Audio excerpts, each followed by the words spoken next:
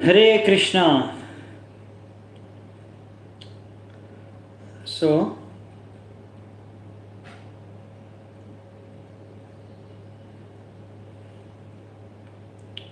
Okay, చాలా తొందరగానే devotees వచ్చేసారు. 25 డివోటీస్ వరకు వచ్చేసారు. ఇంకొక నిమిషం వెయిట్ చేద్దామంట, అంతే. నేను ఆల్రెడీ లింక్ పెట్టేశాను.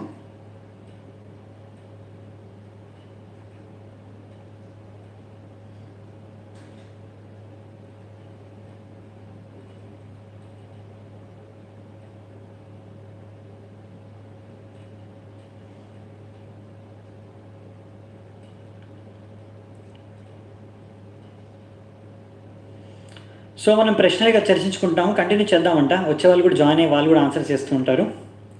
ఓకే, యాక్చువల్లీ చెప్పాలంటే మనం చాలా అదృష్టం, అంటే నా సైడ్ నుంచి. ఎందుకంటే కలకత్తాలో ఇంకా చాలా దీని యొక్క ప్రభావం వలన, సైక్లోన్ యొక్క ప్రభావం వలన కలకత్తాలో ఇంకా వేరే ఊర్లలో కూడా, బెంగాల్లో చాలా చెట్లు పడిపోయి, చాలా వైర్లు ఇంకా ట్రాన్స్ఫార్మర్లు అన్నీ పేలిపోయి విరిగిపోయి, చాలా దగ్గరలో ఇంకా కరెంటు ఇంకా లేదు. మాకు కూడా ఇక్కడ కరెంటు లేదు, ఇప్పుడు జనరేటర్ మీదనే నడుస్తుంది. ఇంకా అలాగే చాలా చోట్ల ఇంటర్నెట్ అసలే లేదు, మాకు వైఫై లేదు. అలాగే ఇంకా చెప్పాలంటే చాలా చోట్ల మొబైల్ కూడా పనిచేయట్లేదు, సిగ్నల్ కూడా సరిగ్గా పనిచేయట్లేదు. అందుకే మా బ్యాంకు కూడా సరిగ్గా అందులో కూడా లింక్ పనిచేయట్లేదు, వాళ్ళకు కూడా తెలియట్లేదు వీళ్ళకి పనిచేయడానికి. సో చాలా విషయాలు రన్ అవ్వట్లేదు. కానీ సంభవం మన క్లాస్ మాత్రం రన్ అవుతుంది, ఓన్లీ ఒక బ్రేక్ మాత్రమే వచ్చింది. సో ఆ విధంగా చూస్తే, అంటే నా సైడ్ నుంచి ఇక్కడ ఉన్న పరిస్థితుల ప్రకారం కలకత్తా వాళ్ళు కూడా చాలా ప్రాబ్లం ఫేస్ చేస్తున్నారు. ఫోన్ కూడా సరిగ్గా పనిచేయట్లేదు అప్పుడప్పుడు సిగ్నల్. కానీ సంభవం ఇక్కడ మనకి క్లాస్ మాత్రం జరుగుతుంది, మన ఇంటర్నెట్ అయితే వస్తుంది. కనుక మనము చెప్పాలంటే భగవంతుడికి చాలా కృతజ్ఞతలము.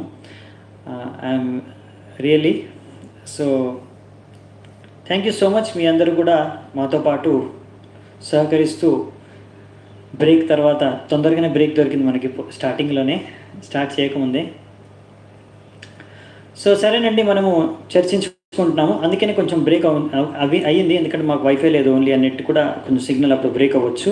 ఎందుకంటే ఇప్పుడు చాలా దగ్గరలో టవర్లు అవన్నీ పనిచేయట్లేదు సరిగ్గా. అయినా మనకు గ్రేట్, భగవంతుడి కృప, ఈరోజు మనకు రన్ అవుతుంది క్లాసు. మేబీ ఇంకొక 2 రోజులు సరిపోయచ్చు మొత్తం. ఓకే, సో మనము చర్చించుకుంటున్నాము ప్రకృతి, పురుష, అవి ఈరోజు చర్చించుకుంటాము, కరెక్టే. క్షేత్రం మనము చర్చించేసుకున్నాము. క్షేత్రజ్ఞ కూడా ఇప్పుడే చర్చించుకున్నాం అనుకుంటా. జ్ఞానం అంటే ఈ జ్ఞానాన్ని పొందే మార్గం మనం చర్చించుకున్నాం, అవునా? సో జ్ఞానం అంటే ఏంటండి? భగవంతుడు తన యొక్క మతాన్ని ముందుగానే తెలిపేస్తాడు. 24 ఎస్ జ్ఞానం అంటే నోయింగ్ అబౌట్ పరమాత్మ ఈజ్ జ్ఞానం.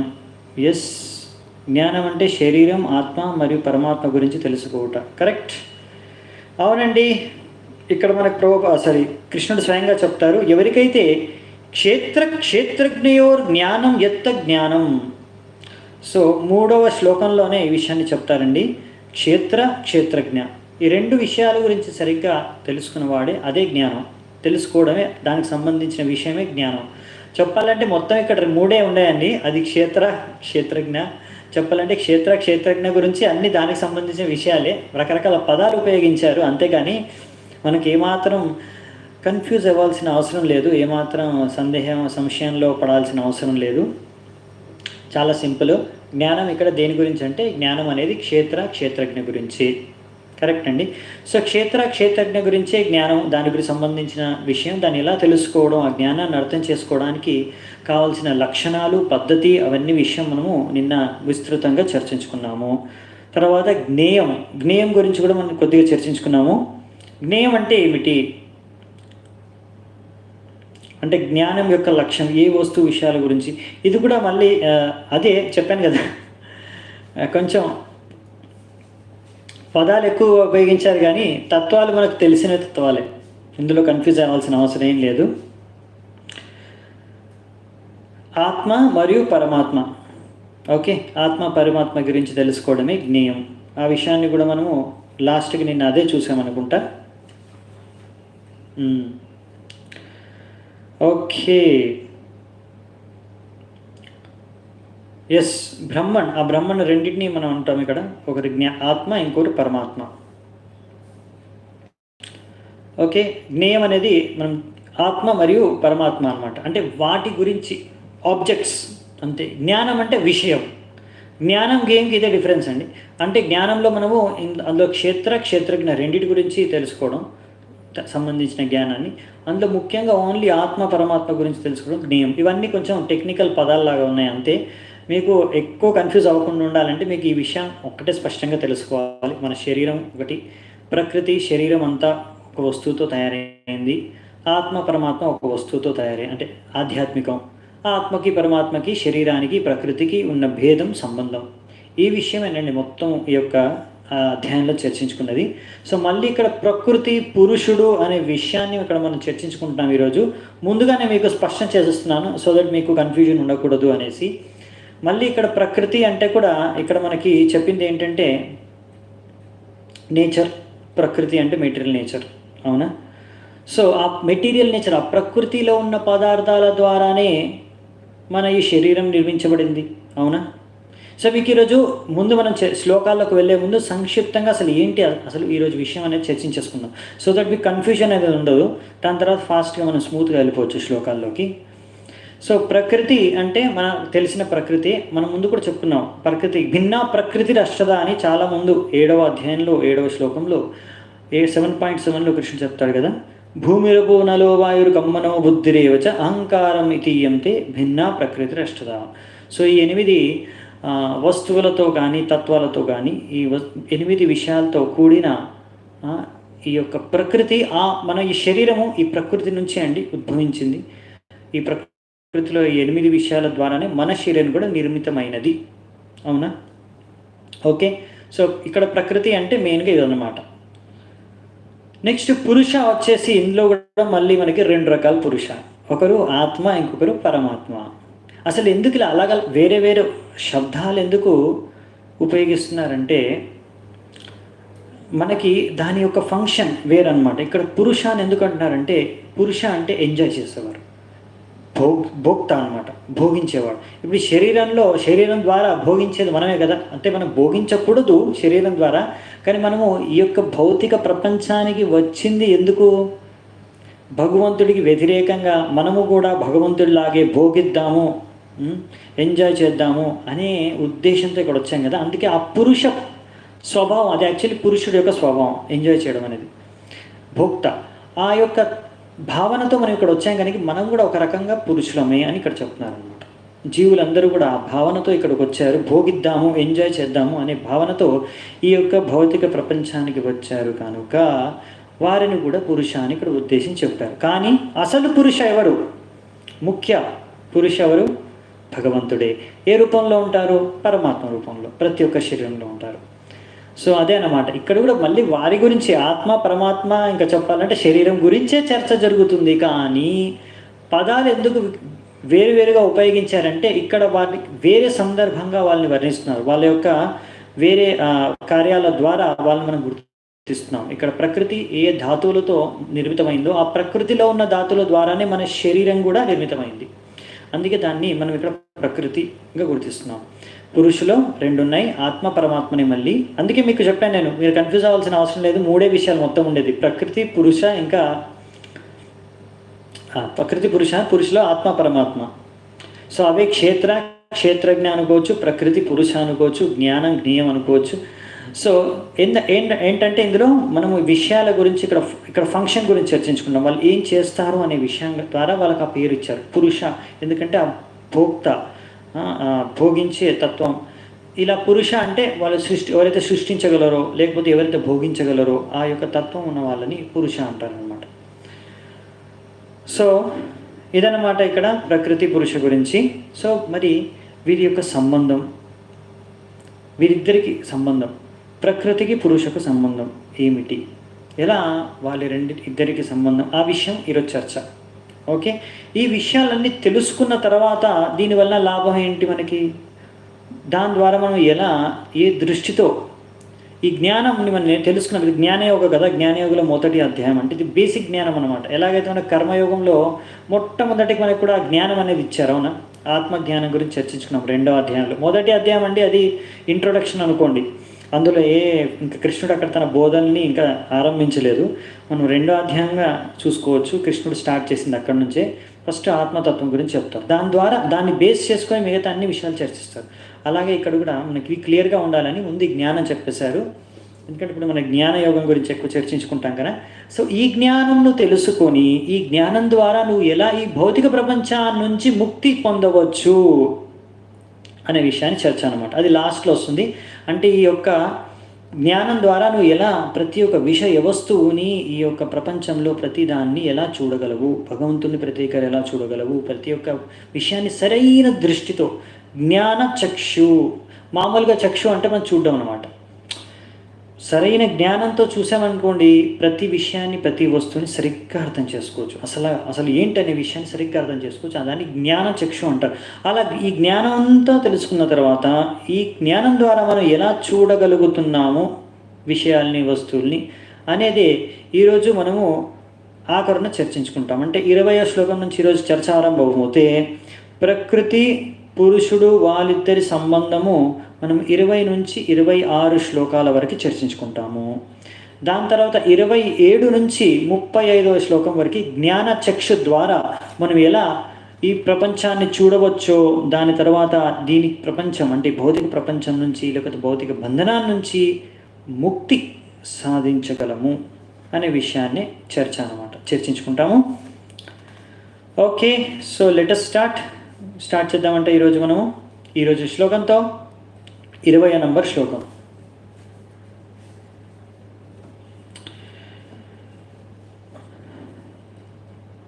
ప్రకృతిం పురుషం చైవ విద్ధి అనాది ఉభావపి వికారంశ్చ గుణాంశ్చైవ విద్ధి ప్రకృతి సంభవాన్. అంటే ఏమిటంటే ప్రకృతి మనకు తెలిసిన ప్రకృతే, మరియు ఈ యొక్క పురుష అంటే మనం చూసుకున్నాం కదా ఆత్మ పరమాత్మ. ఇక్కడ మనకు జీవుల గురించి చెప్తున్నారు. ముఖ్యంగా ఒక్కొక్క దగ్గర జీవులను ఉద్దేశించి పురుష అని చెప్తారు, ఇంకొక దగ్గర పరమాత్మను ఉద్దేశించి పురుష అని చెప్తారు. సో ఇక్కడ ఏంటంటే ప్రకృతి ఓకే కొద్దిగా కట్ అయింది, కానీ సంభవం మళ్ళీ కనెక్ట్ అయిపోయింది ఫార్చునేట్లీ.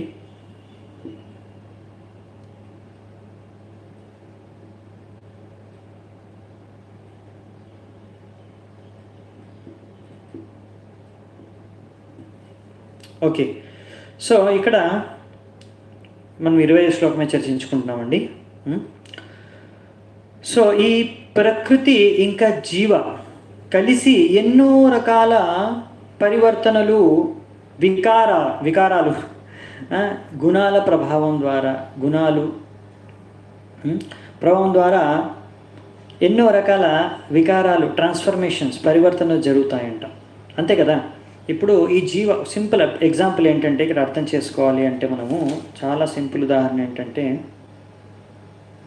ఈ జీవులందరూ ఈ ప్రకృతి ఈ యొక్క భౌతిక ప్రపంచంలోకి ప్రవేశించినప్పుడు వాళ్ళందరికీ ఒక్కొక్క శరీరం ఇస్తారు. అంటే ఈ శరీరం ఎలా వృద్ధి చెందుతుంది? మన శరీరం ఎన్నో రకాల పరివర్తనలకు గురవుతుంది కదా. ముందు చిన్న శరీరం ఉండేది, ఇప్పుడు పెద్దగా అయ్యాము, తర్వాత వృద్ధులం అవుతాము, తర్వాత మృతి చెందుతాము. సో ఇలా ఎన్నో రకాల పరివర్తన మన శరీరంలో జరుగుతుంది. ఎందుకు అంటే జీవ అంటే మనం ఆత్మ ఈ శరీరంలో ప్రవేశించింది కనుక. అంటే ఈ యొక్క శరీరం ఇంకా ఈ ప్రకృతి ఇంకా 3 గుణాల ప్రభావం ద్వారా ఎన్నో రకాలైన పరివర్తనలు జరుగుతాయి. ముఖ్యంగా చెప్పాలంటే ఇదే అండి. సో ఎన్ని పరివర్తనలు జరిగినా ఆ పరివర్తనలంతా ఎవరికంట? ప్రకృతికి మాత్రమే.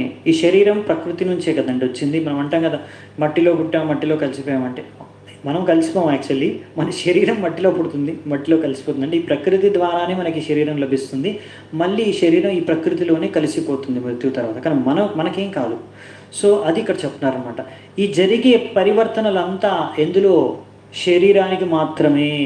కానీ ఆ శరీరంలో పరివర్తనలు ఎందుకు జరుగుతున్నాయంటే ఆత్మ ఉన్నందుకే. కానీ ఆత్మలో ఏమాత్రం పరివర్తన జరగదు. ఇవన్నీ మరి దేని ద్వారా జరుగుతున్నాయంటే 3 గుణాల ద్వారా. ఓకేనా? క్లియరా మీకు? సో మరి మీరు అనుకోవచ్చు ఎందుకు ఈ ప్రకృతిని సృష్టించారు, ఎందుకు జీవులు ఇక్కడ వస్తున్నాయి, ఈ పరివర్తనలు ఎందుకు జరుగుతున్నాయి, అవన్నీ అడగొచ్చు. అవే ఇక్కడ మనం చర్చించుకుంటాము. సో మనకు ఎన్నోసార్లు మనం విన్నాము ఈ తత్వాన్ని, ఫిలాసఫీని, సిద్ధాంతాన్ని. జీవులు అదే భగవంతుడికి వ్యతిరేకంగా ఇక్కడికి రావాలి, భోగించాలని కోరుకుంటే భగవంతుడు సరే అని మన కోసం ఈ భౌతిక ప్రపంచాన్ని సృష్టించి మనని ఇక్కడ పంపారు.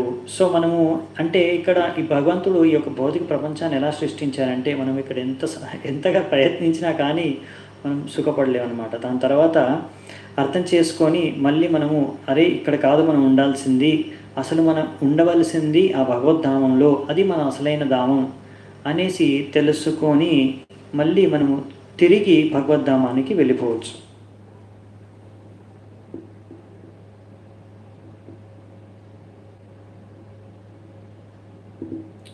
నాకు తెలిసి ఇప్పుడు ఓకే అనుకుంటా అండి, క్లియర్గా వస్తుంది అనుకుంటాను. మధ్యలో ఒక డిస్టర్బెన్స్ వచ్చింది, కరెక్టే.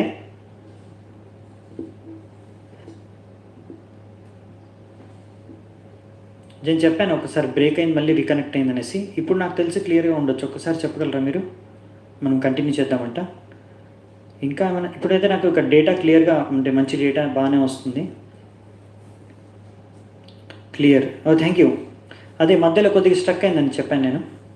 Okay, thank you so much. So మనం కంటిన్యూ చేద్దామంట. సో 21వ శ్లోకానికి వెళ్దామంట. కార్యకారణ కర్తృత్వే హేతు ప్రకృతిరుచ్యతే పురుష సుఖ దుఃఖానాం భోక్తృత్వే హేతురుచ్యతే. సో ఏం చెప్తున్నారంటే ఇక్కడ ప్రకృతి అన్ని రకాల కారణాలకి ప్రకృతే కారణం. అన్ని రకాల పరివర్తనలు జరిగేది ప్రకృతి కారణం ఉంటుంది దానికి. కానీ ఆ పరివర్తనలు ద్వారా ఎన్నో రకాల సుఖాల్ని ఇంకా ఎన్నో రకాల దుఃఖాల్ని అనుభవించేది మాత్రం మనం జీవ. ఇదన్నమాట ఇక్కడ పురుష సుఖ దుఃఖానాం భోక్తృత్వే హేతురుచ్యతే. పురుష ఇక్కడ మన జీవుని ఉద్దేశం చెప్తున్నారు పురుష అని, తర్వాత పరమాత్మను ఉద్దేశం కూడా చెప్తారు, అది మనం చూడబోతున్నాము. ముందు జీవుడి గురించి చెప్తున్నారు యాజ్ అ పురుష సుఖ దుఃఖానం. ఈ సుఖ దుఃఖాలను ఎవరు భోగిస్తున్నారంటే పురుషుడు, అంటే మనం జీవాత్మ. కార్యకారణ కర్తృత్వే హేతు ప్రకృతి రుచ్యతే. కానీ కార్యాలు జరిగేవన్నీ కూడా దేని ద్వారా జరుగుతున్నాయంటే 3 గుణాల ప్రభావం ద్వారా, ఈ ప్రకృతి ద్వారా. ఈ ప్రకృతి తన 3 గుణాల ప్రభావం ద్వారా కదే మనము ప్రకృతి నడుస్తుంది. ఇంకా మనం కూడా ఎన్నో రకాల కార్యాలు చేస్తాం. ఆ విషయాన్ని ముఖ్యంగా ఇప్పుడు వచ్చే శ్లోకంలో చూస్తాం. అప్పుడు ఈ వచ్చే శ్లోకం 22వ శ్లోకం చాలా ఇంపార్టెంట్ శ్లోకము. సో దానికన్నా ముందు 21వ శ్లోకంలో తాత్పర్యంలో ప్రభుపాద వారు చెప్తున్నారు, ఇలా మనం ఎన్నో రకాల సుఖాలని దుఃఖాలని భోగిస్తున్నాం రకరకాల శరీరాల్లో ఉండి, అవునా? సో ఈ ప్రకృతి మనకు శరీరం ఇస్తుంది. ఒక్కొక్క శరీరము ఒక్కోలాగా పనిచేస్తుంది. మనం ముందు కూడా ఒకసారి చర్చించుకున్నాం, గుర్తుందా? మనుషుల్లో కూడా రకరకాల గుణాల ప్రభావం వలన రకరకాల మనుషులు ఉంటారు. ఆ గుణాల ప్రభావం వలన రకరకాలుగా వాళ్ళు ప్రవర్తిస్తారు. బ్రాహ్మణులు, క్షత్రియులు, వైశ్యులు, శూద్రులు, ఇంకా మ్లేచ్ఛులు, యవ్వనులు, ఇంకా చాలా రకాలు, అసురులు, దేవతలు, రాక్షసులు, ఇవన్నీ గంధర్వులు, కిన్నరులు, ఇలా విద్యాధరులు, ఎంతో కింపురుషులు, కిన్నరు, ఎన్నో రకాల మనుషులు, జీవులు ఉన్నారన్నమాట. వాళ్ళందరూ రకరకాల గుణాల ప్రభావం వలన రకరకాలుగా వ్యవహరిస్తూ ఉంటారు. అలాగే పశువుల్లో కూడా మేము చెప్పుకున్నాం, ఆవు ఉందనుకుంటా సత్వగుణంలో ఉంటుంది. అదే కొన్ని పశువులు అవి తమోగుణంలో ఉంటాయి, రజోగుణంలో ఉంటాయి. అలా పశువులు కానీ, పక్షులు కానీ, మనుషులు కానీ, ప్రతి జీవులు అన్ని రకాల శరీరాలు కూడా కొన్ని సత్వగుణం చేత ప్రభావితమై, కొన్ని రజోగుణం చేత ప్రభావితమై, కొన్ని తమోగుణం చేత ప్రభావితమై రకరకాలుగా వ్యవహరిస్తుంటాయి. ఎందుకంటే ఇన్ని శరీరాలు అంటే మనం కోరుకున్నాం అన్నమాట.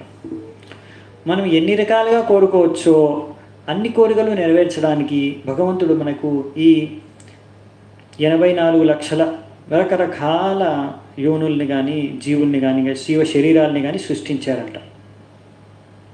మొత్తం 84 లక్షల రకరకాల శరీరాలని. ఎందుకు ఇన్ని శరీరాలు అంటే మనమే కోరుకున్నాం.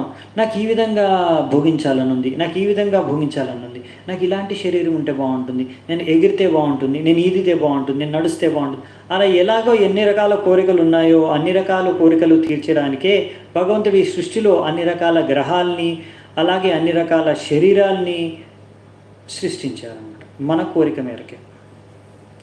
సో అందుకనే ఎందుకు ఇన్ని ఉన్నాయంటే మన కోరిక మేరకే. మనం అంటే మీరు ఒక్కరే కాదు, ప్రతి జీవ కోరుకునే విధంగా అంటే భగవంతుడు మనం ఎన్ని రకాలుగా ఊహించుకోగలమో అన్ని రకాల శరీరాలు ముందే మన కోసం సృష్టించి పెట్టారనమాట. ఓకే. సో కానీ మనం ఇప్పుడు ఒక శరీరంలో ప్రవేశించామనుకోండి, ఆ శరీరంలో దాని యొక్క గుణాల ప్రభావం ద్వారా ఎలా శరీరం వ్యవహరిస్తుందో అలా వ్యవహరిస్తుందంట. ఇంకా మనం దానికి ఏం చేయలేం. ఎలాగంటే ఇప్పుడు సపోజ్ ఎవరైనా కుక్క శరీరంలో ప్రవేశించారనుకోండి, వాళ్ళకి కుక్క శరీరం లభించిందనుకోండి, వాళ్ళు ఏం చేస్తారంటే కుక్క ఎలా ప్రవర్తిస్తుందో అలాగే ప్రవర్తిస్తారు. ఒకవేళ పంది శరీరం దొరికితే పంది ఏం తింటుందో అదే తింటారు వాళ్ళు. అలాగే ఒక దేవతా శరీరం మనకు దొరికిందనుకోండి, సో దేవతా శరీరంలో ఎలా వ్యవహరించాలో అలా వ్యవహరిస్తారు. సో అలా అన్నమాట. ఒక్కొక్క శరీరంలో ఏ శరీరంలో ఆ జీవి ప్రవేశిస్తే ఆ శరీరం ఆ గుణాల ప్రభావం వలన ఆ శరీరం అలా పనిచేస్తుంది. సో ఇవన్నీ ఎలా జరుగుతున్నాయి, అది గుణాల ప్రభావం నేను ముందే చెప్పేశాను, ఎందుకంటే మీరు అడగొచ్చని. ఎందుకంటే 22వ శ్లోకంలో దాని గురించి వ్యాఖ్యానం చేశారు. సో కృష్ణుడు ఇప్పుడు 22వ శ్లోకం చెప్తున్నాడు. మరి గుణాల గురించి చెప్తున్నారు ఎంతగానో. మరి అవి ఇప్పుడు నేను తెలుసుకుంటామంటే వచ్చే అధ్యాయం అదేనండి. అందుకే ఇక్కడ గుణాల గురించి వచ్చేసింది చర్చ. ఇప్పుడు కృష్ణుడు దాని గురించి ఇంకా విస్తృతంగా వచ్చే అధ్యాయంలో, అంటే రేపటి నుంచి మనం చర్చించుకుంటాం. చాలా ఇంపార్టెంట్ టాపిక్. అంటే మనము బద్ధజీవులం కదా, ఈ గుణాల ప్రభావం ద్వారానే మనం బద్ధులమై ఇక్కడ ఉన్నాం. అసలు ఆ విషయాన్ని మనం అర్థం చేసుకున్నాం అనుకోండి, ఎలా మనం 3 గుణాల ద్వారా ప్రభావితమై ఈ యొక్క భౌతిక ప్రపంచంలో ఇరుక్కుపోయి ఉన్నాము అనే విషయాన్ని అర్థం చేసుకోవాలంటే గుణాలు ఎలా పనిచేస్తాయో మనం అర్థం చేసుకోవాలి. ఆ విషయాన్ని మనకు రేపు అంటే వచ్చే అధ్యాయంలో విస్తృతంగా చర్చించుకుంటాము. చాలా ఇంపార్టెంట్. కానీ ఇక్కడ అది కనెక్షన్ మనకు అర్థమవుతుంది అన్నమాట. అందుకు మన గుణాలు అనే యొక్క ఇంపార్టెన్స్ ఏందనేది ఈరోజు మనం అర్థం చేసుకుంటాము. వాటి యొక్క ఫంక్షనింగ్ ఎలా పనిచేస్తాయి అనేది రేపు చూద్దామంట. 22వ శ్లోకం. పురుషః ప్రకృతిస్థో హి భుంక్తే ప్రకృతిజాన్ గుణాన్ కారణం గుణ సంగోస్య సద్ అసద్ యోని జన్మషు. సో దీన్ని కూడా మనం కలిపి చర్చించుకున్నాము. సో పురుష ప్రకృతిస్థో హి భుంక్తే ప్రకృతి జాన్ గుణాన్ కారణం గుణసంగస్య. సో ఎప్పుడైతే ఈ యొక్క జీవుడు ఈ ప్రకృతితో ఎలాంటి వ్యవహారం చేస్తారంటే 3 గుణాలచే ప్రభావితమై రకరకాల విషయాల్ని భోగిస్తూ ఉంటాడంట. ఇదంతా ప్రకృతితో సంబంధం ఉండి జీవుడికి, అంటే ఒక రకంగా ఇప్పుడు జీవుడు ప్రకృతిలో అంటే శరీరంలో ప్రవేశించినప్పుడే ఈ 3 గుణాల ప్రభావం ద్వారా వివిధ రకాలుగా ఆయన రకరకాల సుఖాల్ని దుఃఖాల్ని అనుభవిస్తూ ఉంటాడు. అలాగే ఎన్నో రకాలైన మంచి చెడు ఇవన్నిటినీ వివిధ రకాల జీవుల శరీరాల్లో చూస్తాడనమాట. సో మరి అందుకనే ఈ కృష్ణుడు అంటాడు కదా అర్జునుడిని కూడా ముందు కూడా స్టార్టింగ్లోనే, ఈ 3 గుణాలకి అతీతంగా నువ్వు వెళ్ళిపోవాలి. ఎందుకంటే ఈ గుణాల ప్రభావం ద్వారా మనం వ్యవహరించకూడదు. భగవంతుడి యొక్క ఆధీనంలో మనం బతకాలి. అంటే కృష్ణ చైతన్యంతో మనం పనులు చేయాలి. ఈ 3 గుణాల ప్రభావం చేత కాదు. అందుకని అదే కృష్ణ అంటా అనమాట, ఈ 3 గుణాల నుంచి నువ్వు అతీతులు అవ్వు అర్జున అని చెప్తాను. సో ఎలా మనం ఈ 3 గుణాల నుంచి అతీతులం కాగలము అంటే కృష్ణ భావనామృతం అంటే కృష్ణ చైతన్యము మార్గాన్ని, భక్తి మార్గాన్ని అనుసరించనమాట. ఎందుకంటే ఇది లేకపోతే మనం కృష్ణ చైతన్యంలో రాకపోతే, భక్తి మార్గాన్ని అనుసరించకపోతే చాలా కష్టం. ఈ 3 గుణాల ప్రభావాల నుంచి బయటపడడం చాలా చాలా కష్టం. సో దీనికి ఫస్ట్ స్టెప్ ఎలా మనం ఈ 3 గుణాల ప్రభావం నుంచి కృష్ణ చైతన్య మార్గంలోకి వెళ్ళగలమంటే శ్రవణం ద్వారా. ఎలాగైతే ఇక్కడ అర్జునుడు భగవద్గీతని శ్రవణం చేస్తున్నాడు కృష్ణుడి ద్వారా, అదనమాట. అంటే భగవద్గీత ద్వారా మన జ్ఞానం ద్వారా ఈ విషయాలు అర్థం చేసుకోవచ్చు. ఇప్పటివరకు మనకు జీవ గురించి చెప్పారు కదా. ప్రకృతి అయితే ఒకటేనండి, అందులో 2 లేవు. ప్రకృతి, ఆ ప్రకృతి ద్వారానే శరీరం అనేది ఏర్పడింది, సరేనా. ఇంకోటి మనం పురుషుల్లో 2 అనుకున్నాం, ఒకటి ఆత్మ, ఇంకోటి పరమాత్మ. ఆత్మ గురించి ఇప్పటివరకు చర్చించుకున్నాం. ఎలా ఈ ఆత్మ ఇరుక్కుపోయి రకరకాల ప్రకృతి యొక్క గుణాల ద్వారా ప్రభావితమై రకరకాల కార్యాలు, సుఖాలు, దుఃఖాలని అనుభవిస్తూ ఉంటుందని. ఇప్పుడు మనం చూసేది 23వ శ్లోకం నుంచి పరమాత్మ గురించి. ఆయన ఇంకొక పురుష, అవునా. ఆయన యొక్క ఫంక్షన్, ఆయన యొక్క కార్యం ఏంటో చూద్దామంట. ఇది కూడా మంచి శ్లోకం. అంటే పరమాత్మ ఏం చేస్తాడు అనే విషయాన్ని మనకి ఇక్కడ 23వ శ్లోకం ఉంటుంది. ఐ మిస్ యూ ప్రభుజీ ఎందుకు రాశారండి? మీరు వింటున్నారు కదా క్లాస్లో, సో మీరేమి మిస్ అవ్వట్లేదు. ఓకే, ఉపదృష్టానుమంతా చ భర్త భోక్తా మహేశ్వరః పరమాత్మేతి చాప్యుక్తో దేహేస్మిన్ పురుషః పరః.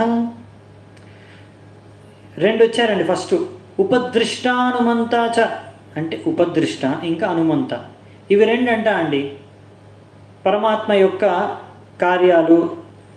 ఏం చేస్తాడు పరమాత్మ అంటే ఉపదృష్ట అనుమంత. ఉపదృష్ట అనుమంత ఏంటి? ఉపదృష్ట అనుమంత అంటే చాలా సింపుల్ అండి. ఉపదృష్ట అంటే దృష్ట, చూస్తూ ఉంటాడు. మీరు ఏం చేస్తున్నారు అని ప్రతి ఒక్క విషయాన్ని రికార్డ్ చేసుకుంటారు. మీరు మర్చిపోతారేమో, ఏం చేశారో మీరు మర్చిపోతారు. మీరు ఏం చేశారో, ఏం ఆలోచించారో, ఏమనుకున్నారో, ఏం ఊహించుకున్నారో, మీరు ఏం పుణ్యాలు చేశారో, ఏం పాపాలు చేశారో, ఏం ఉద్దేశం మీది మీరు మర్చిపోవచ్చు, మీకు గుర్తుండకపోవచ్చు. కానీ పరమాత్మ అన్నీ రికార్డ్ చేసుకుంటారు. ఉపదృష్ట. సెకండ్ వచ్చేసి అనుమంత. అనుమంత అనుమతించేవాడు. మీరు ఎన్నో విషయాలు కోరుకోవచ్చు, ఎన్నో కర్మలు చేయొచ్చు, కానీ భగవంతుడి అనుమతి లేనిదే మీరు ఏది సాధించలేరు, ఏ ఫలాల్ని పొందలేరు. దానికి భగవంతుడికి అనుమతి కావాలి, పరమాత్మ యొక్క అనుమతి. పరమాత్మ రూపంలోనే భగవంతుడు అన్నీ చూసేది మిమ్మల్ని. సో మీరు ఆ యోగ్యత ఉందా లేదా, మీకు ఆ ఫలాలకి మీకు దక్కడానికి మీకు ఆ యోగ్యత ఉందా లేదా అనే విషయాన్ని భగవంతుడు పరమాత్మ రూపంలో ఉపదృష్ట చూసి అనుమతిస్తాడు. అసలైన భర్త భోక్త ఆ మహేశ్వరుడు ఈ పరమాత్మ రూపంలో ఉన్నాడు. భర్త భోక్త మహేశ్వర పరమాత్మేతి చాప్యుక్తో ఈ పరమాత్మ రూపంలో దేహేస్మిన్ పురుషః పర ఈ దేహంలో పరమాత్మ రూపంలో ఆ మహేశ్వరుడు ఎవరైతే భర్త భోక్తానో ఆయన నివసిస్తున్నాడు. ఏం చేస్తున్నాడు నివసించి? ఉపదృష్ట అనుమంత. ఈ విషయం మీకు తెలిసిందే అనుకోవచ్చు, కానీ అది ఎక్కడుంది అంటే ఈ శ్లోకంలో ఉంది. చాలాసార్లు మనకి కొన్ని విషయాలు తెలుసు, కానీ ఎక్కడుంది అది భగవద్గీతలో ఎక్కడ రాస్తుంది? ఇక్కడ రాస్తుంది. సో మీరు ఎప్పుడైనా ఎవరైనా అడిగారు అనుకోండి, ఎవరు చెప్పారు పరమాత్మ చూస్తూ ఉంటాడు మనం ఏం చేస్తున్నాము, ఎవరు ఎక్కడ చెప్పారు? అది ఇక్కడ చెప్పారండి.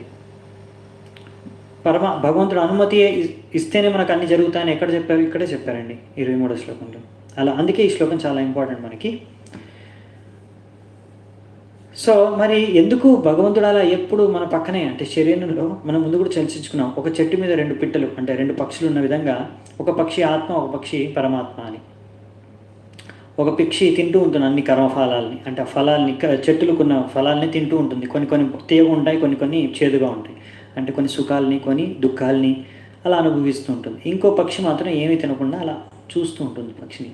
ఎప్పుడు తను ఆ పక్షి వైపు చూస్తుంది, కానీ ఈ పక్షి ఏమో ఇంకో పక్షిని చూడకుండా, అంటే ఆత్మ ఎప్పుడు పరమాత్మ వైపు ఒక్కసారి కూడా ఇలా తిరిగి చూడకుండా ఎప్పుడు బిజీ అన్నమాట. ఏ ఫలం దొరుకుతుంది, ఎక్కడేం ఫలం దొరుకుతుంది. ఆత్మ అర్థం చేసుకోవట్లేదు, పరమాత్మ అనుమతిస్తేనే ఆ ఫలాలు దాన్ని దొక్కేది. సో పరమాత్మ ఎదురు చూస్తుంది, ఎప్పుడు తిరిగి ఈ ఆత్మను నా వైపు చూస్తుంది, నేను ఎప్పుడు ఆ ఆత్మకి నేను ఉపదేశాన్ని ఇవ్వచ్చు, ఎప్పుడు వినదలుచుకుంటుంది నేను చెప్పే ఒక విషయాన్ని వింటే అప్పుడు అది భగవద్ధామానికి, ఈ ఆత్మ భగవద్ధామానికి చేరుకోగలదు, ఈ యొక్క భౌతిక బంధాల నుంచి ముక్తి చెందొచ్చు. సో వెయిట్ చేస్తున్నాను. సో అలా పరమాత్మ భగవంతుడు మన యొక్క కొంచెం బలవంతం చేయరు, మనకి ఫ్రీడమ్ ఇచ్చేసారనమాట. ఫ్రీడమ్ ఇచ్చేసారు అంటే కొంచెం ఇండిపెండెన్స్, స్వతంత్రం ఇచ్చారు. ప్రతి జీవికి స్వతంత్రం ఉంది, ఏం కావాలంటే చేయొచ్చు, మీ ఇష్టం. సో అందుకనే మనం మన ఇష్టం వచ్చినట్టు చేసుకొని దాని ద్వారా ఎన్నో సుఖాలని దుఃఖాలని అనుభవిస్తున్నాము. సో భగవంతుడు ఎదురు చూస్తున్నాడు, మనం ఎప్పుడు అర్థం చేసుకుంటాము ఇవన్నీ అశాశ్వతము, ఈ దుఃఖాల నుంచి ఎప్పుడు ముక్తి చెందాలని కోరుకుంటాము, భగవంతుడిని ఎప్పుడు మనం ఆరాధిస్తాము, భగవంతుడు చెప్పేది మనం ఎప్పుడు వింటాము అని భగవంతుడు, మనం పరమాత్మ రూపంలో భగవంతుడు ఎప్పుడు ఎల్లప్పుడూ మన హృదయంలో ఎదురు చూస్తున్నాడు. ఏ రోజైతే మనం ఆలోచిస్తామో భగవంతుడా నేను నిన్ను అర్థం చేసుకోవాలనుకుంటున్నాను, భగవంతుడా ఎలా నేను ఈ భౌతిక ప్రపంచంలోంచి బయటపడాలి అని కోరుకుంటామో అదే రోజు భగవంతుడు మనకు మార్గదర్శనం చేస్తాడు పరమాత్మ రూపంలో. బయట మనకు ఇక్కడ ఈ భగవద్గీత శిక్షణలు ద్వారా ఈ విషయాన్ని మనం తెలుసుకోవచ్చు. అంటే ఈ పరమాత్ముడు బయట రూపంలో ఇక్కడ భగవద్గీత మన గురువులు రూపంలో మనకు శిక్షణలు ఇస్తారు, ఇంకా ద్వారా భగవద్గీత ద్వారా గురువుల ద్వారా మనకి ఇంకా హృదయంలో కూడా మనకు మార్గదర్శనం చేస్తూ ఉంటారు మన ఉద్దేశాల అనుసారంగా. సో ఎలా అంటారు కదా కొంతమంది, భగవంతుడి ఇచ్చ ఉన్నప్పుడు నేను భక్తి చేసుకుంటాను. కాదండి, మీకు భక్తి చేసుకోవాలని ఇచ్చ ఉన్నప్పుడు భగవంతుడు మిమ్మల్ని ఆ మార్గదర్శనం చేస్తాడు. చాలామంది అంటారు కదా, భగవంతుడు ఎప్పుడు అనుకుంటే, భగవంతుడు దయ ఎప్పుడు భగవంతుడు దయ ఉంటే అప్పుడు నేను భక్తి చేసుకుంటాను. మీరు ఎవరినైనా పిలిచారనుకోండి సత్సంగ ప్రోగ్రామ్కి, అంతా భగవంతుడి దయ, ఎప్పుడు భగవంతుడు తలుచుకుంటే ఎప్పుడు పిలిస్తే నేను అప్పుడు వెళ్తాను ఆయన దగ్గరికి. భగవంతుడు ఎప్పుడు పిలుస్తాడు? మీరు కోరుకున్నప్పుడు. సో మీరే కోరుకోవాలి. మీకు ఆ స్వతంత్రత భగవంతుడు ఇచ్చాడు. భగవంతుడు ఆ స్వతంత్రతను తీసుకోలేదు. ఆయన కోరుకున్నప్పుడు మీరు ఎలా వస్తారు? ఆ కోరిక మీరే కోరుకోండి అని భగవంతుడు మీకు ఇచ్చేసాడు ఆ స్వతంత్రత. అది భగవంతుడి యొక్క గొప్పతనం. ఎందుకంటే ఆయన మీరు ప్రేమపూర్వకంగా ఆయన దగ్గరికి రావాలని కోరుకుంటాడు, అంతేగాని బలవంతంగా ఆయన్ని మీరు చేరుకోవాలనేసి భగవంతుడు అనుకోవట్లేదు. సో అందుకే మనకి స్వతంత్రతను భగవంతుడు ఇచ్చాడనమాట. య ఏవం వ్యక్తి పురుషం ప్రకృతిం చ గుణై సహ సర్వదా వర్తమానోపి న స భూయోభిచాయతే. సో ఎవరైతే ఈ విషయాల్ని అర్థం చేసుకుంటారో, అంటే ఈ యొక్క తత్వాల్ని, సిద్ధాంతాన్ని, అసలు జీవుడు అంటే ఎవరు, పరమాత్మ అంటే ఎవరు, ఈ ప్రకృతి అంటే ఏంది, వీటి సంబంధం ఏంటి, అప్పుడు అలాంటి వ్యక్తి ముక్తి పొందడానికి అర్హుడు. సో దాని తర్వాత ఇలా అర్థం చేసుకుంటే, దాని ప్రకారమైన ఆచరణ ఆయన వ్యవహారం చేస్తే మళ్ళీ తిరిగి జన్మ అనేది ఉండదు ఆయనకి అని చెప్తున్నారు అనమాట. 25వ శ్లోకం. ధ్యానేనాత్మని పశ్యంతి కేచిత్ ఆత్మనమాత్మనా అన్యే సాంఖ్యేన యోగేన కర్మయోగేన చాపరే. సో ఇక్కడ ఏం చెప్తున్నారంటే, కొంతమంది ఈ యొక్క పరమాత్మని ఎలా అర్థం చేసుకోగలరు? కొంతమంది ధ్యాన మార్గం ద్వారా ధ్యానం చేసుకొని అర్థం చేసుకుంటారు. కొంతమంది జ్ఞాన మార్గం ద్వారా జ్ఞానాన్ని తెలుసుకొని విని తెలుసుకుంటారు, అర్థం చేసుకుంటారు. కొంతమంది కర్మయోగం ద్వారా కూడా మంచిగా నిష్కామ కర్మయోగం చేస్తే మెల్లిగా వాళ్ళు ఆ ధ్యానం లేకపోతే భక్తి యోగం ద్వారా కూడా తెలుసుకుంటారు. సో ఇవి మూడు. ఇంకోటి మనకు తెలిసింది భక్తి యోగం, అది వచ్చే శ్లోకంలో ఇస్తున్నారు అనమాట. ఇంకొకరు ఎవరంటే 26వ శ్లోకం. అన్యే త్వేమం అజ్ఞానంతః శ్రుత్వాన్యేభ్య ఉపాసతే తేపి చాతితరంత్యేవ మృత్యుం శృతి పరాయణాః. ఇంకొకటి ఏంటంటే, ఏ విధంగా అర్థం చేసుకోవచ్చు? ఇంకొకటి అంటే సులువైన విధం మనం చేసుకునేది భక్తి యోగం ద్వారా. అంటే భక్తి యోగం ద్వారా అంటే ఇక్కడ ఏం రాశారంటే శృతి వినడం ద్వారా. మనం భక్తి యోగంలో ఎలా స్టార్ట్ అవుతుంది? శ్రవణం. సో శ్రవణం విని, అంటే మనము మంచి ఆచార్యుల ద్వారా గురించి, భగవద్గీత ద్వారా గురించి, భగవంతుడి ద్వారా గురించి, లేకపోతే ఇలా ప్రామాణికమైన పరంపరలో ఈ విషయాల గురించి విని మనం అర్థం చేసుకొని తెలుసుకోవచ్చు. ఇలా తెలుసుకొని మనం మృత్యు శృతి పరాయణ, ఈ యొక్క జన్మ మృత్యు చక్రం నుంచి మనం ముక్తులం కావచ్చు. ఓకే, సో చాలా సింపుల్ అండి ఈ శ్లోకాలు. ఇప్పుడు అర్థమైపోతున్నాయి అనుకుంటా, నాకు తెలిసి ఏమాత్రం కన్ఫ్యూజన్ ఉండకూడదు. 27వ శ్లోకం. దీని నుంచి మనం తెలుసుకునేది ఏంటంటే జ్ఞాన చక్షు. ఇప్పుడు ఈ జ్ఞానం తెలిసిపోయింది కదా మీకు. ఈ జ్ఞానం ద్వారా మనం ఎలా ప్రతి ఒక్క విషయాన్ని మనం ఏ దృష్టితో చూడవచ్చు, ఆ దృష్టితో అలా చూసినప్పుడు దాని ద్వారా మనము ఈ యొక్క భౌతిక ప్రపంచంలో ఉన్నా కానీ బంధనల్లో ఇరుక్కోకుండా భగవద్ధామానికి చేరుకోవడానికి ఈ యొక్క జ్ఞాన చక్షు అనేది మనకు ఉపయోగపడుతుంది. ఈ జ్ఞాన చక్షు లేకుంటే ఏంటంటే మనం ప్రతి ఒక్క విషయంలో ఇరుక్కుపోతాం అనమాట, బంధనాల్లో చిక్కుకుపోతాం, భౌతిక బంధనాల్లో. సో అంటే మనము ఈ జ్ఞాన యోగం అనేది ముఖ్యంగా ఒక లైన్లో చెప్పాలంటే, ఈ జ్ఞాన యోగం మొత్తం ఈ 6 అధ్యాయాలు మనకు ఎక్కడ ఉపయోగపడుతుందంటే, భౌతిక ప్రపంచంలో ఉంటూనే భౌతిక ప్రపంచంలో చిక్కుకోకుండా ఎలా ఉండాలి అనే విషయాన్ని మనం తెలుసుకోవాలి అంటే, అర్థం చేసుకోవాలి అంటే ఈ యొక్క జ్ఞానయోగం మనకు ఉపయోగపడుతుంది అన్నమాట. యావత్ సంజాయతే కించిత్ సత్వం స్థావర జంగమం క్షేత్రజ్ఞ సంయోగాత్ తద్విద్ధి భరతర్షభ. సో ఇక్కడ ఏం చెప్తున్నారంటే, అదే భరతర్షభ, ఓ భరత వంశస్థుడా, వంశంలో శ్రేష్ఠుడైన వాడుగా. సో ఈ విషయాల్లో ఏవైతే చూస్తున్నామో ప్రతి ఒక్కటి యొక్క ప్రపంచంలో తిరిగేవి, తిరగనివి, అన్నిటినీ. ఇవన్నీ క్షేత్ర క్షేత్రజ్ఞ ఈ రెండు కలిపే. అవునా? ఎక్కడైనా సరే అంతే కదా, క్షేత్ర క్షేత్రజ్ఞ అంతేనా? సో ఇవి రెండే.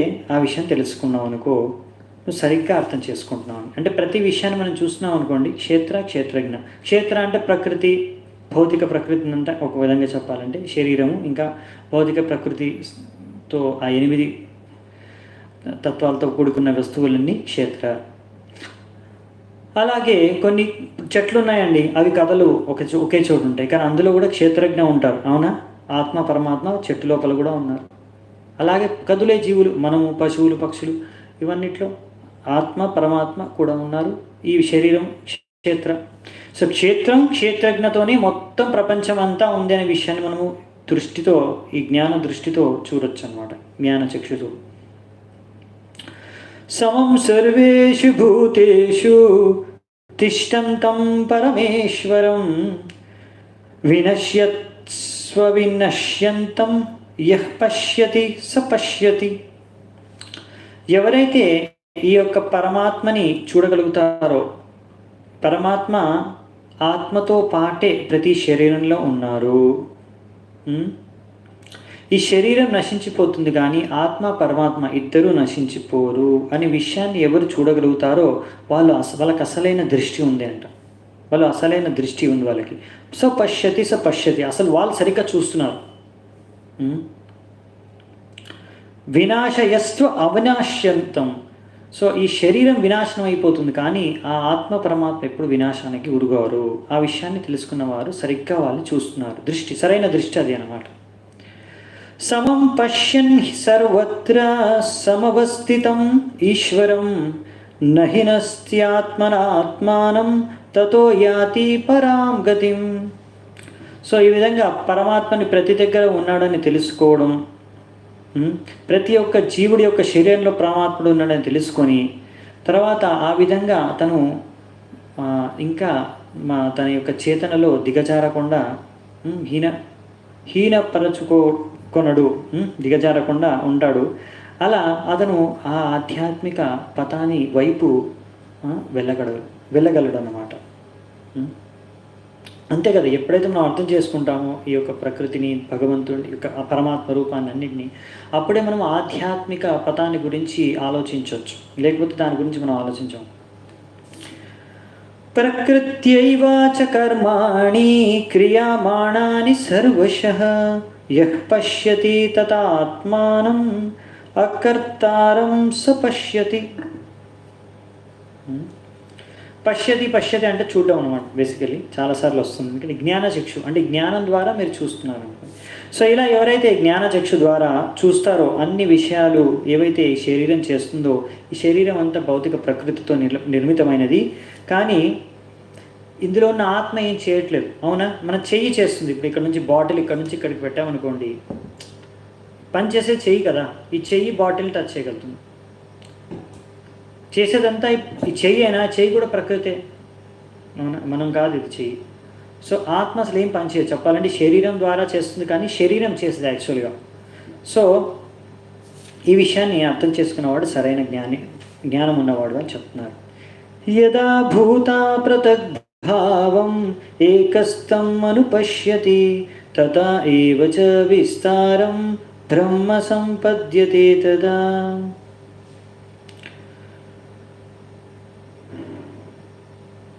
సో ఇక్కడ ఏం చెప్పారంటే 31వ శ్లోకంలో, సో ఇక్కడ ఎన్నో భౌతిక శరీరాలు ఉన్నాయి, కానీ ప్రతి భౌతిక శరీరంలో ఒక్కొక్క ఆత్మ ఉంది. ఈ ఆత్మలంతా ఆధ్యాత్మికం. ఈ విధంగా ఆత్మలు మొత్తం సృష్టిలో ప్రతి ఒక్క దగ్గర మీకు కనిపిస్తాయి. ఏదో ఒక శరీరంలో వాళ్ళు ధరించి ఉంటారు. సో ఈ విధంగా ప్రతి ఒక్క దగ్గర ఆత్మ ఉంది అనే ఆత్మలు ప్రతి ఒక్క దాంట్లో చూసే ఆ యొక్క చక్షు అంటే ఆ యొక్క విజన్, దాన్నే ఇక్కడ చెప్పారనమాట. ఏమని? సపశ్యతి 31గా బ్రహ్మ సంపద్యతే తదా. సో ఆ బ్రహ్మం అంటే లేకపోతే ఆత్మ తత్వాన్ని మనం గ్రహించగలిగితే అది అసలైన జ్ఞానచక్షు అని. అనాదిత్వాన్ నిర్గుణత్వాత్ పరమాత్మాయం అవ్యయః శరీరస్థోపి కౌంతేయ న కరోతి న లిప్యతే. సో ఇక్కడ ఏం చెప్తున్నారంటే, ఎవరైతే ఈ యొక్క ఆత్మని అర్థం చేసుకుంటారో ఇది శాశ్వతమైనది, ఇది ఆధ్యాత్మికమైనది, ఇది 3 గుణాలకి అసలు అతీతం. ఈ ప్రకృతి 3 గుణాలు ఈ శరీరాన్ని ప్రభావితం చేస్తాయి ఆత్మను. మనం ఎప్పుడైతే ఆత్మ శరీరంతో అనుకుంటుంది, నేను శరీరాన్ని అని మనం అనుకుంటామో అప్పుడే ప్రకృతి 3 గుణాల ద్వారా ప్రభావితం అయిపోతాం. ఏ రోజైతే మనం ఈ శరీరంలో నేను ఉన్నాను, అసలు నేను శరీరానికి భిన్నం అనే విషయాన్ని అర్థం చేసుకుంటామో అప్పుడు ఈ ప్రకృతి 3 గుణాల నుంచి మనం అతీతులుగా కాగలం అన్నమాట. సో ఈ శరీరంలో ఈ యొక్క ఆత్మ ఉన్నా కానీ శరీరంతో దీన్ని కలవదన్నమాట. అవునా? శరీరం ఆత్మ మిక్స్ అయిపోవు. శరీరంలో ఆత్మ ఉన్నా కానీ 2 సపరేట్గానే ఉంటాయి. ఎలా అంటే, యథా సర్వగతం సౌక్షం యాద్ ఆకాశం నోపలిప్యతే సర్వత్రావస్థితో దేహే తతాత్మానోపలిప్యతే. ఇప్పుడు ఆకాశంలో ఎన్నో విషయాలు ఉంటాయి, వస్తువులు ఉంటాయి, తిరుగుతూ ఉంటాయి. మేఘాలే కానివ్వండి, పక్షులే కానివ్వండి, ఎన్నో విషయాలు వస్తుంటాయి. కానీ ఆకాశం, పక్షి తిరుగుతుంది అనుకోండి ఆకాశంలో, ఆ పక్షి ఆకాశంలో కలిసిపోదు. అవునా? ఆకాశంలో తిరిగి వెళ్ళిపోతుంది. కానీ ఆకాశం అలాగే ఉంటుంది. అలాగే 2 కలిసి ఉన్నా కానీ 2 కలిసిపోవు అన్నమాట, మిక్స్ అయిపోవు. ఒక సింపుల్గా చెప్పాలంటే ప్రభుపాదులు ఒక ఉదాహరణ చెప్తారు. ఒకవేళ గాలి కనుక నీటిలో ప్రవేశించిందనుకోండి, బుడగలుగా మీకు కనిపిస్తుంది కదా, నీటి బుడగలు. అందులో అంటే గాలి నీరు మిక్స్ అవ్వట్లేదు. అవునా? ఇంకా సింపుల్గా చెప్పాలంటే మనం నూనె, వాటర్, నూనెని కలిపామనుకోండి, 2 సపరేట్ అయిపోతాయి. 2 కలిపి ఎంత కలిపినా కానీ 2 కలిసి ఉన్నాయి కానీ కలిసి సపరేట్గా ఉన్నట్టే. అలా మన ఆత్మ ఇంకా శరీరం 2 కలిసే ఉన్నాయి కానీ మిక్స్ అవ్వట్లేదు. 2 కలిసి ఉన్నా కలిసి లేనట్టే, సపరేట్గానే ఉన్నాయి అన్నమాట. అది యథా ప్రకాశయత్యేకః కృత్స్నం లోకం ఇమం రవి క్షేత్రం క్షేత్రి తథా కృత్స్నం ప్రకాశయతి భారత. ఇప్పుడు మరి ఎలా అర్థం చేసుకోవడం శరీరంలో ఆత్మ ఉన్నది అనే విషయాన్ని మనం ఎలా అర్థం చేసుకోవడం? ఆత్మ అయితే మనం చూడలేం కదా, మన దృష్టితో, భౌతిక దృష్టితో ఆత్మని చూడలేము. మరి ఎలా అర్థం చేసుకోవడం? దీనికి ఉదాహరణ ఇచ్చారండి. సూర్యుడు ఉన్నాడు అనుకోండి, సూర్యకిరణాలు, వెలుతురు ద్వారా మీరు సూర్యుడు ఉన్నాడనే విషయాన్ని అర్థం చేసుకోగలరా? మీరు సూర్యుడిని చూడాల్సిన అవసరం లేదు. వెలుతురు ఉందనుకోండి, సూర్యకిరణాలు పడి వెలుతురు వస్తుంది అనుకోండి, ఇక్కడ దాని సూర్యకిరణాలను చూసి మనం వెలుతురుని చూసి అర్థం చేసుకుంటాం పైన సూర్యుడు ఉన్నాడని. చూడాల్సిన అవసరం లేదు ఇంకా సూర్యుడిని. అలాగే ఆత్మ ఉన్నది అంటే చేతన ఉంటుంది శరీరంలో. శరీరంలో చేతన ఉన్నది అంటే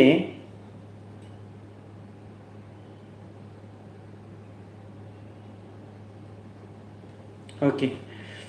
సో శరీరం ఉన్నది అంటే మనం ఏం చర్చించుకుంటున్నాం అంటే, సో శరీరంలో చేతన ఉన్నది అంటే ఆత్మ ఉన్నట్టే. అందుకే ఇప్పుడు ఒకసారి ఆత్మ వెళ్ళిపోయింది అనుకోండి శరీరాన్ని వదిలి, అప్పుడు ఇంకా శరీరంలో చేతన అనేది ఉండదు.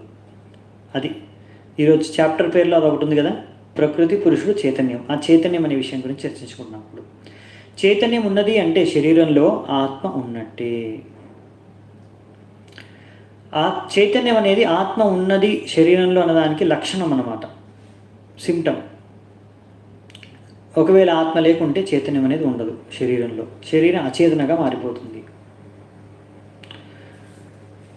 సో ఇదే మనకి సాక్ష్యం, ఆత్మ ఉన్నది అని సాక్ష్యం ఏంటంటే చేతన ఉన్నది. అందుకనే ప్రభుపాల్ గారు అంటారు, ఒకవేళ మీరు నమ్మట్లేదు అనుకోండి ఆత్మ ఉన్నదని, సరే మీరు అనుకుంటున్నారు చేతన అనేది భౌతిక శరీరం, భౌతిక పదార్థాల ద్వారా నిర్మితమైనది కాదు. అందుకే ప్రభుపాల్ గారు ఛాలెంజ్ చేసేవారు. ఓకే, మీరు అంటున్నారు ఆత్మ లేదని ఎవరైనా అన్నారనుకోండి, సరే ఎవరైనా చనిపోయారు అనుకోండి, మేము అంటున్నాం ఆత్మ వెళ్ళిపోయింది, సో అందుకే మనకు చనిపోయాడు, ఆ వ్యక్తి చనిపోయాడు అని మన శాస్త్రాలు చెప్తున్నాయి. ఇప్పుడు ఎవరైనా సైంటిస్ట్ కానీ, డాక్టర్ కానీ, వైజ్ఞానికవేత్త కానీ అన్నాడు అనుకోండి, ఈ ఆత్మ ఏం లేదండి, అంత శరీరమే అని. సరేనండి, ఆత్మ లేదంటున్నారు కదా, మేము అంటాం ఆత్మ వెళ్ళిపోయింది, అందుకే శరీరం అచేతనగా మారిపోయింది, ఏమాత్రం చేతన లేదు శరీరంలో. మీరు అంటున్నారు ఆత్మ లేదని కదా, సరే మరి ఆ శరీరంలో ఏం మరి పోయిందని ఆ శరీరం వృత్తి చెందింది, సరిగ్గా చేయండి. మరి అప్పుడు వాళ్ళంట ఏదో మిస్ అయిందని, ఆ మిస్ అయింది ఏందో మరి మీరు మళ్ళీ పెట్టండి, మరి ఆ మిస్ అయింది ఏందో చెప్పండి. వాళ్ళు చెప్పలేరు. వాళ్ళు అంటారు, ఓ ఇది పని చేయట్లేదు, హార్ట్ పని చేయట్లేదు, లివర్ పని చేయట్లేదు, అలా ఏవో ఒకటి చెప్తారు. సరే దాన్ని పని చేయించండి, మరి కొత్త లివర్ పెట్టండి, తయారు చేయండి, లేకపోతే ఇంకో దగ్గర నుంచి పెట్టండి, ఏదో ఒకటి చేయండి. మరి అంత భౌతికమే అయితే, మీకు అంత భౌతిక జ్ఞానం ఉంది కదా, మరి ఆ భౌతిక జ్ఞానాన్ని ఉపయోగించుకొని మరి మనిషిని బతికించండి. మరి మనిషిని బతికించలేరు. ఎందుకంటే మనిషి బతికుండేది ఆత్మ ఉన్నప్పుడే. అందుకనే కదండి, ఏ డాక్టర్, ఎంత పెద్ద డాక్టర్ అయినా కానీ మనిషిని చావడం అంటే ఆయనకు సమయం వచ్చినప్పుడు చనిపోవాల్సిందే. మనిషి ఆపలేడు, మనిషిని యొక్క మృత్యువుని ఆపలేడు. ఇంకా మృతి చెందిన మనిషిని ఎప్పుడు జీవితాన్ని దానికి పోయలేడు. అంటే మనిషి చనిపోతే మళ్ళీ ఆ మనిషిలో జీవాన్ని ఒక డాక్టరు, ఒక సైంటిస్టు, వైజ్ఞానికుడు పోయలేడు జీవాన్ని. ఎందుకంటే జీవం అనేది ఆత్మ నుంచి వచ్చేది, ఆత్మతత్వం. ఆత్మ సైంటిస్టుల దగ్గర లేదు పెట్టడానికి. అది ఏదో వేరే శరీరం నుంచి తీసుకొని మళ్ళీ ట్రాన్స్ప్లాంట్ చేయలేరు. గుండెనో లివర్నో ట్రాన్స్ప్లాంట్ చేసినట్టు, కిడ్నీ తీసి ఇంకో కిడ్నీ, ఒక కిడ్నీ ఒక శరీరం నుంచి తీసి ఇంకో శరీరంలో పెట్టినట్టు అంత సులువు కాదు ఆత్మని వాళ్ళు తీసుకొని వాళ్ళు ఇంకో శరీరంలో పెట్టడానికి. సో అది మనం తెలుసుకోవాలన్నమాట. అది వైజ్ఞానికులు కూడా చాలామంది ఇప్పుడు అర్థం చేసుకుంటున్నారు. కానీ వాళ్ళు ఏంటంటే ఒప్పుకోరు, డైరెక్ట్గా ఒప్పుకోరు. శాస్త్రాల్లో మీరు అంటున్నారు కదా ఆత్మని ఒప్పుకోరు. వాళ్ళు అంటారు అదేదో వేరేది, ఆత్మ మాత్రం కాదు, వేరే ఏదో పదార్థం. అలాగే చాలామంది వైజ్ఞానికులు భగవంతుడు, కృష్ణుడు అని ఒప్పుకోరు, కానీ ఏదో శక్తి ఉంది, ఏదో ఆ పైన ఒక శక్తి ఉంది అలా చెప్తారనమాట. కానీ ఒప్పుకోరు, శాస్త్రాల్లో ఉన్నది. ఇంకా ఒప్పుకుంటే వాళ్ళ గొప్పతనం ఏముంది? అంతే కదా. మనం అంటాం, అరే మీరు ఇంత చదువుకున్న తర్వాత మేము శాస్త్రాల్లో చెప్పింది మీరు అదే అంటున్నారు కదా, మరి మాకు మీకన్నా ఎక్కువ జ్ఞానం ఉందని రుజువైపోతుంది కదా. సో అందుకనే వాళ్ళు ఇంకా ఒప్పుకోరనమాట. అది వాళ్ళ అహంకారం ఒప్పుకొనివ్వదు. కానీ వాళ్ళు ఒప్పుకోవాల్సిందే, ఏదో ఈ శరీరంలో ఇంకా తెలియని ఒక విషయం ఉంది అని. ఆ తెలియని విషయం ఏంటో వాళ్ళు ఎప్పుడు తెలియకుండానే ఉంటుంది వాళ్ళకి, మనకు తెలిసిపోయింది అది ఆత్మ అని. అంతేనండి డిఫరెన్సు, భేదం. క్షేత్రజ్ఞయోరేవం అంతరం జ్ఞానచక్షుషా భూత ప్రకృతి మోక్షం చ ఏ విదుర్యాంతి తే పరం. సో ఈ విధంగా మనము జ్ఞానచక్షుష ఇక్కడ రాశారు చూసారా, క్షేత్రజ్ఞోరేవం అంతరం జ్ఞానచక్షుష. ఎవరైతే క్షేత్రజ్ఞ ఇవి రెండిటి మధ్య అంతరాన్ని తెలుసుకోగలరో వాళ్ళకి జ్ఞానచక్షు ఉన్నట్టు అనమాట. అలాగే వాళ్ళు దీని ద్వారా భూత ప్రకృతి అన్ని విషయాలు అర్థం చేసుకొని మోక్షం ఎలా ప్రాప్తించుకోవాలో వాళ్ళు అర్థం చేసుకొని ఆ మోక్షాన్ని పొందగలరు. అంటే మోక్షాన్ని పొందడానికి ఈ జ్ఞానం చాలా చాలా అవసరం అని అన్నది ఈ సారం, ఈ యొక్క అధ్యాయం యొక్క సారం. ఇందులో మరి గుణాల ప్రభావం అనేది చాలా ముఖ్యం అన్నమాట. బద్ధజీవులకి గుణాల ప్రభావం ద్వారానే వాళ్ళు వివిధ రకాలుగా వ్యవహరిస్తూ ఉన్నారు. మీరు కూడా అర్థం చేసుకోవాలి ఈ విషయాన్ని. అంటే మనం 3 గుణాలను అర్థం చేసుకోవాలి. అదే మన రేపటి అధ్యాయం, అంటే వచ్చే అధ్యాయం 14వ అధ్యాయం. అది చూద్దామంటే అందులో గుణాల గురించి, 3 గుణాల గురించి విస్తృతంగా చర్చ జరుగుతుంది. అక్కడ స్టార్ట్ అవుతుందంటే చర్చ. ఇంకా ఆ అధ్యాయంలో తత్వాల గురించి చర్చించుకుంటాము. 3 గుణాల ఇంకా విషయాలు వచ్చే అధ్యాయాలు ఇంకా కొద్దిగా లాస్ట్ వరకు ఉంటాయండి. ఎందుకంటే చాలా పెద్ద సబ్జెక్ట్ అది, అర్థం చేసుకోవడం అనేది చాలా ఇంపార్టెంట్. సో ఆ విషయాలన్నీ రేపటి నుంచి చూద్దామంట. ఈరోజు ఇక్కడే మన చర్చని ముగిద్దాము. చాలా చాలా ధన్యవాదాలు మీ అందరికీ. నాకు తెలిసి క్లియర్గా స్పష్టంగా అర్థమైంది అనుకుంటున్నాను. ఒకవేళ మీకు ఈరోజు చర్చించుకున్న తత్వాల్లో ఏమైనా ఒకవేళ కన్ఫ్యూజన్ ఏమైనా ఉంటే ఒక్కసారి అడగొచ్చు. నేను ఒక్కసారి చూస్తున్నాను, ఎందుకంటే నాకు ఒకరు మెసేజ్ చేశారు కొంచెం అర్థం అవ్వలేదని. అందుకనే నేను నా మటుకు చాలా మటుకు ట్రై చేశాను చాలా సరళంగా చెప్పడానికి ఈ యొక్క విషయాల గురించి ఈరోజు అధ్యాయంలో ఉన్నవి. అయినా కానీ ఒకవేళ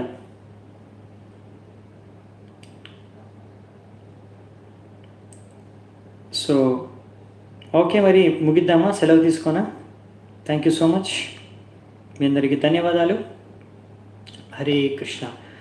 शील प्रभुपाद की जय. श्रीमद् भगवद गीता की जय. समवेत गौर भक्तवृंद की जय. निताय गौर सीतानाथ प्रेमानंदे. हरि हरि बोल.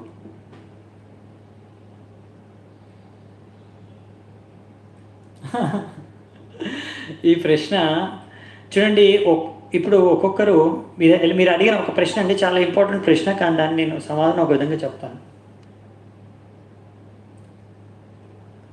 శ్యామల శ్యామల నర్సీపల్లి అంటే మాతాజీ అడుగుతున్నారు, ప్రభుజీ మీరు అన్నారు కదా, you have set that material world because we wanted but spiritual world is fully satisfied, why we had that wish. భౌతిక ప్రపంచానికి రావాలని ఎందుకు అనుకున్నాము అంటున్నారు. అదేనండి, ఇప్పుడు ఎందుకు ఆ ఆలోచన వచ్చింది? ఇప్పుడు ఎలాగైతే ఇది జైలు అన్నామా, ఇది జైల్లోకి ఎవరైనా అడిగారనుకోండి, సాధారణంగా ఎంతోమంది క్రిమినల్స్ ఉంటారు జైల్లో, ఎంతోమంది ముద్దాయిలు అనే దోషులు ఉంటారు కదా, ఖైదీలు ఉంటారు కదా. ఇప్పుడు మీరు అడిగారనుకోండి, ఒక ఖైదీ జైల్లోకి ఎందుకు వచ్చాడని, ఏం కారణం చెప్తారు? ఏదో తప్పు చేశాడు వచ్చాడు, అలా చెప్పాము. మనం ఇక్కడ కోరుకున్నాము వచ్చాము, భగవంతుడికి వ్యతిరేకంగా ఉండాలనుకున్నాం, భోగించాలనుకున్నాం వచ్చాము, ఇది ముఖ్య కారణం అనమాట. మరి ఒక్కొక్క జీవి ఎందుకు వచ్చాడనే దానికి ఒక్కొక్క కథనం ఉండొచ్చు. ఆ విషయాలు మనము తెలుసుకోలేము, ఎందుకంటే ప్రతి జీవి, ఒక ఖైదీ ఎందుకు ఆ తప్పు చేశాడు, ఇప్పుడు ఎందుకు చేశాడో మనకు తెలియదు. ఒక్కొక్క ఖైదీకి ఒక్కొక్క స్టోరీ ఉంటుంది. సో అందుకనే మనం ఇప్పుడు ప్రస్తుతం ఉన్న పరిస్థితుల్లో ప్రభుపాదులు వారు అంటారు, మనము ఈ ఉదాహరణ ఇస్తారు ఇలాంటి ప్రశ్నకి, ఎందుకు మనం ఈ భౌతిక ప్రపంచానికి వచ్చామన్న దానికన్నా మనము ఇప్పుడు ఇక్కడ పడి ఉన్నామని తెలుసుకోవడం, ఇది ఒక కారాగారం కానీ ఇది ఒక బంధనం అని కానీ తెలుసుకొని ఇక్కడ నుంచి మనం ముక్తి ప్రాప్తించుకోవడం కోసం ప్రయత్నించాలి అని. సో కారణం ఎన్నైనా ఉండొచ్చండి. ముఖ్య కారణం అంటే తత్వరూపంలో మనం చెప్పుకున్నాము, వాళ్ళకి భోగించాలనే భోగవృత్తి, భగవంతుడితో సపరేట్గా ఉండాలనే భోగవృత్తి కలిగింది. అది ఎలా కలిగిందో, ఎందుకు కలిగిందో అనే విషయం ఎవరికి తెలియదు. ఒక్కొక్కరికి ఒక్కొక్కటి ఉండొచ్చు. ఒక్కొక్క ఖైదీ ఒక్కొక్క కారణంగా ఆయన తప్పు చేసి వచ్చాడు, కానీ తప్పు చేశాడనే విషయం వాళ్ళకి అది స్పష్టం అవుతుంది. అలాగనమాట. సో ప్రభుపాదులు వారు ఒక ఇంపార్టెంట్ విషయం చెప్తారు దీని గురించి. ఒకసారి ఒక పడవ వెళ్తుంది అనుకోండి, షిప్ కానీ పడవ అనుకోండి, నదిలో పడవ వెళ్తుంది. సో నదిలో ఒకతను మునిగిపోతున్నాడు. మునిగిపోతుంటే ఆ పడవలో ఉన్నవారు చూసి ఆయనకు సహాయం చేద్దామనేసి ఒక తాడుని విసిరారు. నువ్వు తాడు పట్టుకొని పైకి పడవలో ఎక్కి నువ్వు నీ ప్రాణాలు రక్షించుకోండి. ఇప్పుడు ఆ వ్యక్తి తాడుని పట్టుకోకుండా, నాకు ముందు చెప్పండి నన్ను ఇక్కడ ఎవరు తోసేశారు అంటే, ఎవరు తోసారో ఏమో అండి, ఇప్పుడు ఎందుకు అది రీసెర్చ్ చేసి కనుక్కోవాలి, మీరు ముందు పైకి రండి తర్వాత తెలుసుకుందాం. సో అలాగే ఇప్పుడు మనము దాని గురించి ఆలోచించకుండా, అంటే ఎందుకు మనం ఇక్కడికి వచ్చాము అనే విషయాన్ని అంత ఇంపార్టెంట్ కాదు. ప్రభుపాదులు ఒక తాత్పర్యంలో ఈరోజు మనం చదువుకున్న అంటే శ్లోకాల్లోనే ఒక తాత్పర్యంలో ప్రభుపాదుల ద్వారా రాస్తారు, స్టార్టింగ్లోనే అనుకుంటా. చూడాలంటే చూసి కూడా చెప్పగలను నేను. ఒక్క సెకండ్, ఇప్పుడే చెప్తాను. ఇంగ్లీష్లోనే నాకు సెంటెన్స్ ఉంది కదా మీకోసం. సారీ, ఎన్నో శ్లోకం మాది ఈరోజు? 20వ శ్లోకం కదా. ఎస్, 21వ శ్లోకం, 20th వర్స్ మే 20th శ్లోకాలో తాత్పర్యంలో రాశారు, it really does not matter how these living entities or superior entities of the Supreme Lord have come in contact with material nature. అసలు ఎందుకు ఈ ప్రకృతితో మనం ఈ ప్రకృతిలోకి వచ్చాము, ఈ భౌతిక ప్రపంచానికి వచ్చే విషయం అనేది అంత మనకి ఇంపార్టెంట్ కాదు అని తెలిస్తే బాగుండు. కానీ చెప్పాం కదా, తత్వరూపంలో మనకు తెలుసు. సో మనం ఇప్పుడు అలా ఆలోచించాలన్నమాట. మనము భగవద్ధామానికి వెళ్ళిన తర్వాత అక్కడ కృష్ణుడిని ప్రశ్నించుకోవచ్చు, ఎందుకంటే అక్కడ కృష్ణుడు మనకు చెప్పగలడు ఎందుకు నేను వెళ్ళాను అనే విషయాన్ని. కానీ కృష్ణుడు మనకి ఇక్కడ ఆశ్వాసాన్ని ఇస్తాడు భగవద్గీతలో. ఒక్కసారి మీరు తిరిగి వచ్చారనుకోండి, ఒకసారి ఎక్స్పీరియన్స్ అయిపోయింది కదా జైలుది, మళ్ళీ మీరు తిరిగి వెళ్ళరు అని ఆ ఆశ్వాసాన్ని మనకు కృష్ణుడు ఇస్తాడు భగవద్గీతలో. ఆ ఆశ్వాసంతో మనం వెళ్ళొచ్చు. ఓకే, ఎందుకంటే మనకి ఫ్రీ విల్ ఉందండి, స్వతంత్రం ఉంది, భగవంతుడు ఇచ్చాడు. సో మనం ఆ స్వతంత్రాన్ని దుర్వినియోగం చేసుకున్నాం అనుకోవచ్చు. సో ఇక్కడే మనం ముగిద్దామంట. ధన్యవాదాలు. హరే కృష్ణ.